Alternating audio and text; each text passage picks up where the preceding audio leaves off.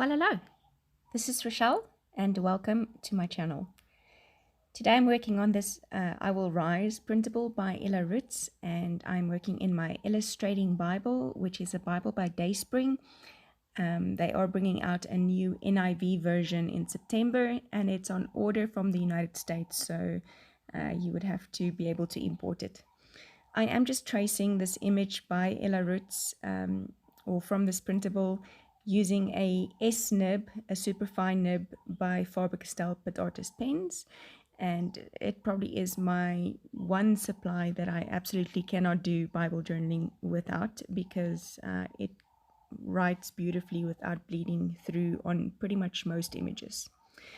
Now, this specific image is one of those one-line drawings where technically you're not supposed to lift your hand. I kind of like the idea of it, but I'm not as confident as I would like to be recreating this myself. So I'm tracing it, which is one of the nice things about printables, is you're able to do that, just printing it on white paper. And there you go, just wanting that image on there. Don't have clear sticker paper. Best way to do it is to trace it. Cutting out all of the rest of the images and ephemera or die cuts, or however you want to call it, from this printable. And I'm going to be just randomly sticking them down using my Tombow multi-liquid glue. This is also one of my must-haves, is this glue, purely because it doesn't over time make a glue spot on the other side of the page or on your printables, but also because it sticks so well. Really, there's nothing that sticks like Tombow multi-liquid glue. So just cutting it to size for the purpose that I wanted. I am going to break it apart. I do not like to cover words, so as far as I possibly can, I don't do that. We're working in Micah 7 verse 8, and the verse says, "When I fall, I will arise. When I sit in darkness, Yahweh will be a light to me." And that's from Micah 7 verse 8.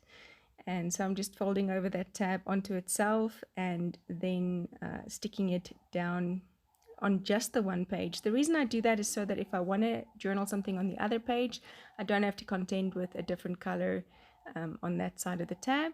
So just sticking it down and contemplating wanting to use my Faber-Castell pan watercolors, but I'm going to go for gelatos instead, in colors that match this printable.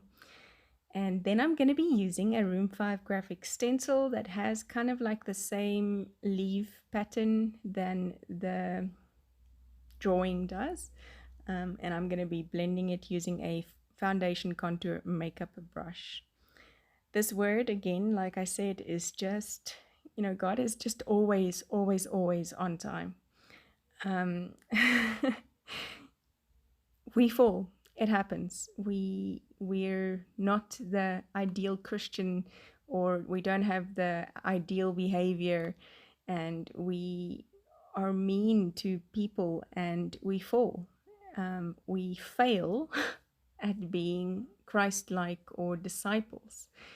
And in such a time, it is very important what you do with your falling or your failing. Are you going to stay there? Because that's a choice. Falling happens, but staying there is by choice. A very good friend of mine said that one day. She said, if you get thrown into the pool, that's not your fault. But if you choose to stay there, that's your decision. Yeah, so definitely this week was one of falling and one of sitting down in darkness. But God is our light, and He is the reason why we then get out of that darkness and stand up from that failing or falling. And today, that is my testimony that truly the Lord is my light. Even when I fall, even when I mess up, even when things do not go the way I want it to go, He's always, always, always faithful, and He will always be a light for me. I just need to, turn into the same proximity as Christ is. The darkness can't fight the light. When you switch on a light in darkness, The darkness doesn't have a choice. It can't fight. It can't, decide to ignore the light. The light brings light into the darkness. And so today, if you've fallen or if you're sitting in darkness, I want to encourage you to rise up, to understand that the Lord is your light. Thanks for joining me. I'll see you again soon. Bye-bye.